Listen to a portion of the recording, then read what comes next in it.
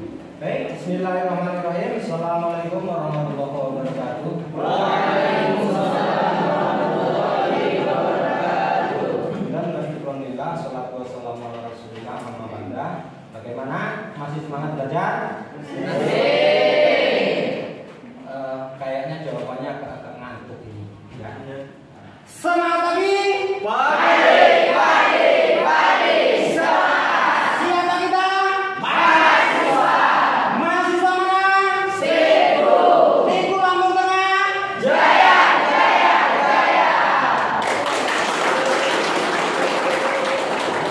Selamat semua ya. Baik, seperti biasa sebelum kita mulai pembelajaran ya, maka kita adakan kontrak kuliah terlebih dahulu. Kontrak kuliah kita apa saja? Yang pertama, disiplin. Terus yang kedua, yang ketiga,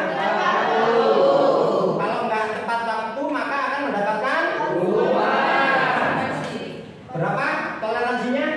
10 menit. Untuk materi hari ini kita belajar tentang masih cabang-cabang filsafat ilmu ya. Kalau kita kemarin 2 minggu yang lalu sudah mempelajari apa itu ontologi, terus 1 minggu yang lalu kita sudah mempelajari apa itu epistemologi. Pada hari ini kita mempelajari aksiologi ya. Tapi kita nggak melupakan ontologi dan epistemologi ya, walaupun kita membahas tentang aksiologi ya. Adapun yang harus kita kuasai ya sebagai capaian pembelajaran hari ini, yang pertama ya, mahasiswa diharapkan mampu memahami konsep ilmu secara filosofis dan mengkontekstualisasikan sesuai dengan bidang ilmu yang ditekuni. Selain itu, mahasiswa diharapkan mampu memahami hakikat filsafat ilmu yang sudah kita bahas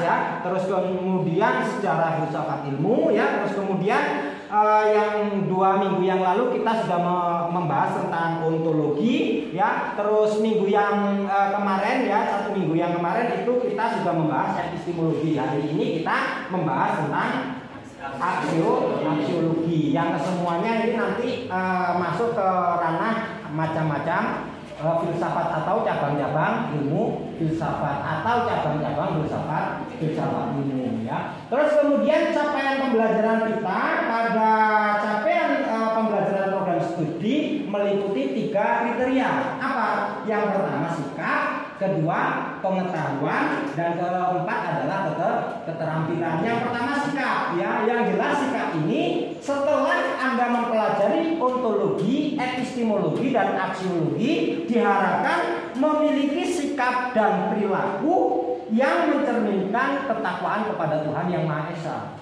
Ya, karena ini adalah yang paling utama ketika kita belajar. Ya, jangan sampai ketika kita belajar justru malah jauh kepada Allah. Kita harus lebih dekat kepada Allah. Dengan apa?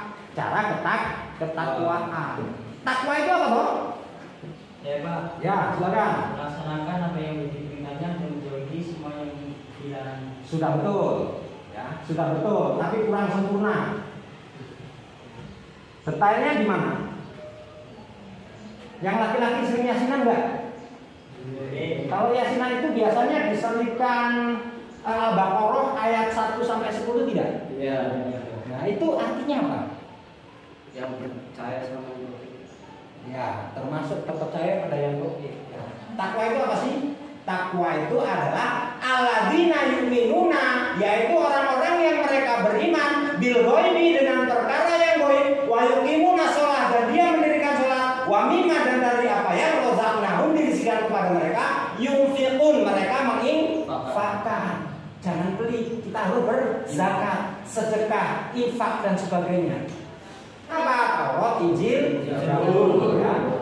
Terus waladina yu'minuna bima unzila ilaika wa ma unzila min qablik wa bil akhirati hum yu'minun, dan kepada hari akhir mereka meyakini. Pak, dipahami lagi bahwa Quran itu memang membaca dengan baik dan benar sesuai tajwid itu dianjurkan, tapi tidak hanya sebatas itu.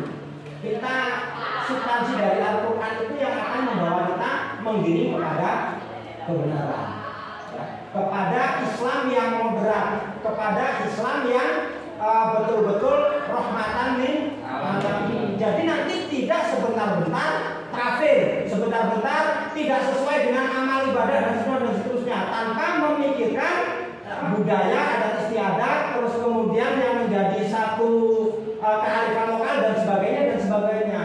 Baik, ya.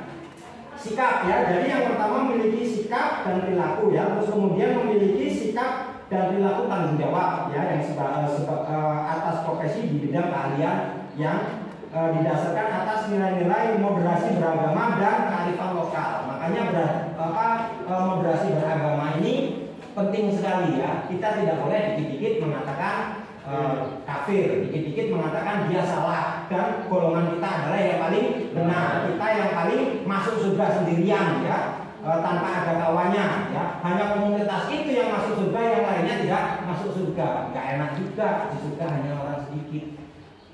Yang kedua, pengetahuan, ya. Jadi pengetahuan itu mampu mengkaji dan menguraikan konsep filsafat ilmu yang mengkaji masalah hakikat ilmu dalam dimensi ontologi, epistemologi, dan aksiologi.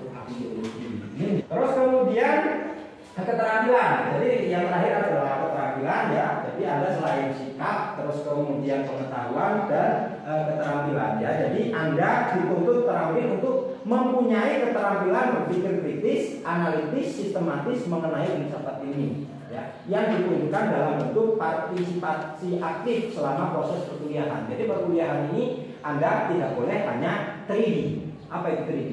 Datang, duduk, diam. Ada 5D, datang, duduk, diam, dengarkan dosen. Sudah, ya. Anda harus berpartisipasi aktif, ya. Anda harus mempunyai satu upaya untuk melatih diri Anda berbicara, ya, berusaha menjadi seorang public speaking, ya. Anda sebagai mahasiswa itu artinya agent of change, ya. Artinya agen perubahan, ya. Kalau sampean terbiasa di dalam kelas diam, nanti di luar juga diam. Hari ini, ya, sampean masih bisa belajar. Nanti ketika sudah sarjana, ya, setahu masyarakat Anda itu bisa segalanya. Ya. Saya bilang contoh ketika pernikahan, bingung MC, oh itu yang sarjana, mesti sampean ditunjuk. Karena apa? Karena dianggap sampean sudah mampu. Coba kita bagi, ya, jumlah mahasiswa ke dalam 4 kelompok, ya. Nah, kita kan terdiri dari 3 pembahasan, ontologi, epistemologi, dan aksiologi, ya. Nanti ada tim ontologi, ada tim epistemologi, dan ada tim aksiologi. Yang terakhir ada tim sebagai penengah atau sebagai independen, ya. Nah, ini nanti yang menilai daripada tim 1, tim ontologi, tim epistemologi, dan tim aksiologi. 1, 2, 3, 4. Oke, ya. Silakan, ya. Nomor 1 di sini, nomor 2 di belakang, nomor 3 di sebelah sini, nomor 4 di sebelah sana. Silakan cari kawan masing-masing. Ayo, mana?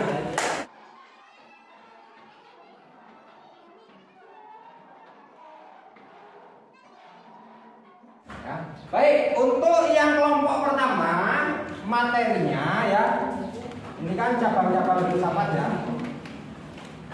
filsafat ilmu. Yang pertama adalah ontologi, ya. Yang kedua adalah epistemologi, ya. Yang keempat adalah aksiologi, ya. Untuk tim pertama, ya, cari definisi daripada ontologi, terus bagian-bagian daripada ontologi, ya, terus kemudian contoh dari ontologi, ya, terus kemudian yang kedua tentang epistemologi, ya, kemudian yang ketiga tentang aksiologi, ditulis pengertian pembagian itu, ya, terus kemudian nanti dipresentasikan. Terus kemudian yang tim keempat, ya, tim keempat sebagai tim independen Nah, itu tugasnya adalah nanti merangkum dari yang pertama, yang kedua, dan yang ketiga. Nanti yang independen mempresentasikan di depan, ya. Untuk materinya, ya, materinya bisa dilihat di video YouTube saya yang sudah saya upload sebagai video interaktif. Coba dibuka nama. Channelnya adalah Azza and Family. Azza and Family. Untuk materi pembandingnya boleh browsing boleh. Ya, materi utamanya lihat di channel saya. Ya. Itu ada sekretaris tim, ada ketua tim, ada bendahara tim. Nanti ketua timnya bertugas menjelaskan, sekretaris mencatat. Jadi Assalamualaikum warahmatullahi wabarakatuh. Waalaikumsalam warahmatullahi wabarakatuh. Di sini saya akan menjelaskan beberapa pengertian ataupun apa yang telah kita pelajari dengan waktu yang sangat efisien. Ontologi adalah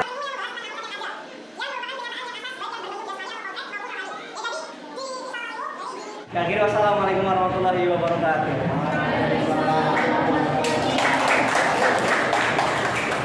oke, kelompok kelas, siap Om? Bilang assalamualaikum warahmatullahi wabarakatuh. Waalaikumsalam warahmatullahi wabarakatuh.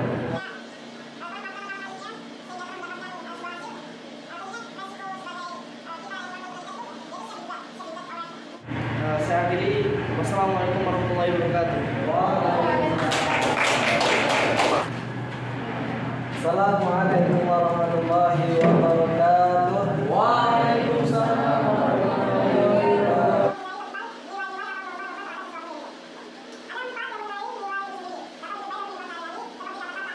Saya akhiri. Assalamualaikum warahmatullahi wabarakatuh.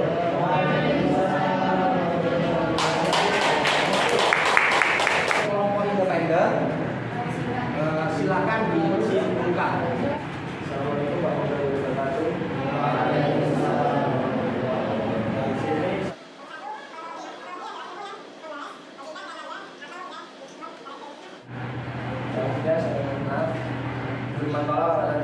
Assalamualaikum warahmatullahi wabarakatuh.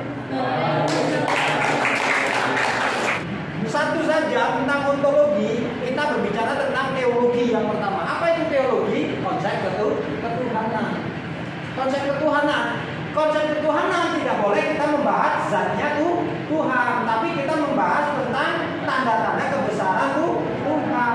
Tafakaru fi khalqillah wala tafakaru fi dzatillah. Kita diperbolehkan membahas tentang kebesaran Tuhan melalui yang diciptakan, melalui ciptaannya, bukan melalui zatnya. Ya. Yang pertama teologi, kedua kosmologi, berbicara tentang kosmos gak ada habisnya, perbintangan, antariksa. Ya. Nah ini gak ada habisnya. Antropologi tentang ilmu sosial, tentang masalah-masalah sosial, tentang penyelesaiannya. Ya. Terus kemudian tentang psikologi, tentang kejiwaan manusia. Terus kemudian epistemologi berhubungan dengan keilmuan, metodologi keilmuan, ya, berhubungan dengan teori keilmiahan. Ya. Silakan kalau ada pertanyaan boleh. Saya buka sesi pertanyaan. Pak, Ya. di ontologi itu ada satu lagi yang namanya teologi. Jadi Bapak menjelaskan bahwasanya kita dituntut untuk mengetahui tanda-tanda kebesaran Allah. Tidak boleh zat Allah. Itu alasannya kenapa? Mungkin ada alasan tersendiri. Kalau dalam hadis itu disebutkan tafakkaru fi khalqillah wala tafakkaru fi dzatillah. Ya. Berpikirlah atau Anda bertafakurlah, berpikir, bertadabbur tentang ciptaan Tuhan. Kalau kita berbicara tentang zatnya Tuhan, kita tidak akan menemukan, justru kita akan binasa. Karena apa? Rasulullah pernah ketika Isra Mi'raj ditanya Tuhan itu seperti apa, Rasulullah tidak bisa jawab. Dia hanya cahaya sangat terang. Nggak bisa menjawab Tuhan ini berbentuk seperti ini, zatnya seperti ini. apalagi kita yang Rasulullah yang maksum, ya, yang nggak punya salah sama sekali, bertemu Tuhan saja matanya tidak mampu. Apalagi kita. Nah ini makanya kita tidak dibenarkan untuk membahas zatnya Tuhan, tapi membahas tanda-tanda kebesaran Tuhan.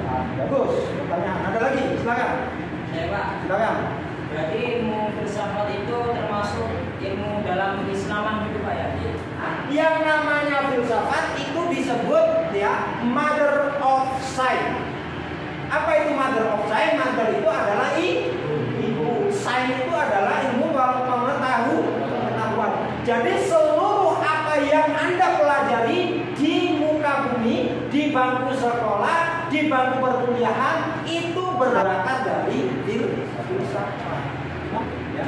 Tidak mesti ke keislaman, tidak. Kalau kita berbicara tentang filsafat ilmu, tapi kita ke filsafatnya dulu. Ya. Ke filsafat Islam nanti ada, karena namanya filsafat itu akan lahir yang pertama filsafat agama, ya. Terus kemudian filsafat hukum kemanusiaan, ya. Atau yang disebut dengan antropologi, ya. Agama, hukum dan kemanusiaan, ya. Makanya yang ke agama ini nanti kalau kita berbicara Islam ya sudah, ya dasar kita jelas. Tapi apakah filsafat ini hanya untuk orang Islam? Orang non Islam kuat, mereka lebih banyak kuliah di perbandingan agama. Mereka punya teori, mereka juga punya hak untuk berfilsafat, ya. Cuman dasarnya berbeda. Nah itu, ada yang lain? Silakan. Keterkaitan antara ontologi, epistemologi dan aksiologi itu sendiri apa Pak? Keterkaitan yang pertama ontologi, berbicara tentang teologi, kosmologi, antropologi dan psikologi. Nah ini antara ontologi dan epistemologi dan aksiologi itu semua nanti akan menjadi satu. Kita berbicara tentang teologi, epistemologi ini yang menjadi alat untuk membahas teologi. Paham ya? Oke, sampai di sini ada pertanyaan? Oke, silakan. Jadi di filsafat ini kan banyak mengkaji tentang teori. Salah satunya kita tidak boleh membahas tentang zat Allah, tapi membahas tentang tanda-tanda.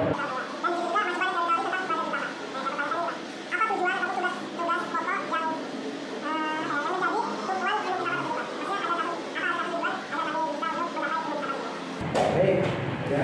Jadi tujuan dari filsafat, Anda mempelajari filsafat, khususnya filsafat ilmu, ini adalah supaya Anda dapat berpikir logis, kritis, sistematis, ya, terus analitis untuk menemukan satu kebenaran yang memang betul-betul kebenaran itu adalah kebenaran yang hak.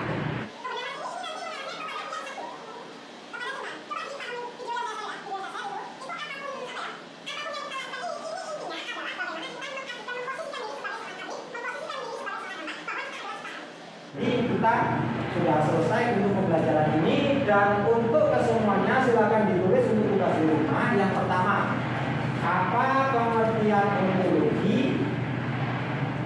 Sebutkan 4 cabang ilmunya. Aksiologi dibagi menjadi 2, etika dan estetika. Jelaskan. Sebutkan contoh etika dan estetika sesuai dengan pengalaman Anda masing-masing.